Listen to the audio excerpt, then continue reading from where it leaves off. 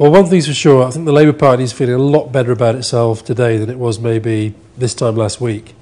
And I think that sense of gloom and defeatism that was around, I think a lot of it has been dispelled by the demand, if you like, from people within the Labour Party to saying to the top table, look, you know, we don't believe this is lost. We think if we get up there and fight for what we believe in, then actually the Tories are still very, very beatable. And I think with what happened with Peter and some of the other ministers, Alastair Darling and others yesterday, and Gordon's speech today, there's a real sense that actually, you know, they're back in the game, there's a real fight on now, and a fight that can still be won. And I think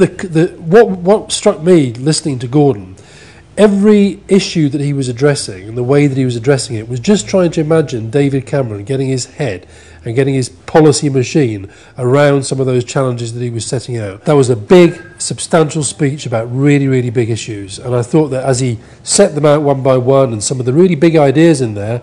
whether it was electoral reform, whether it was the further reform of the House of Lords, whether it was social care, the pledge on cancer, there was an awful lot of big, substantial stuff in there. And I think stuff that really gives the Tories a bit of a thinking to do before their conference next week. Because the reality is, on that policy agenda, the Conservatives are just nowhere to be seen. And it is only the Labour Party that has got those big ideas for the future and got the right values for today. And I thought was really interesting as well was that the film at the start that set the whole conference up about big change down the years and big achievements of the Labour movement down the years, and that sense of having to struggle for what you really believe in. And also when Gordon went through some of the achievements of the Labour government over the last 12 years, and I think again you just felt the party thinking, thank God that we're, you know, really standing up for what we've done, not allowing this negativity that the media and the Tories put out there to sort of take hold. And I think if we just keep banging out that we've got a really good record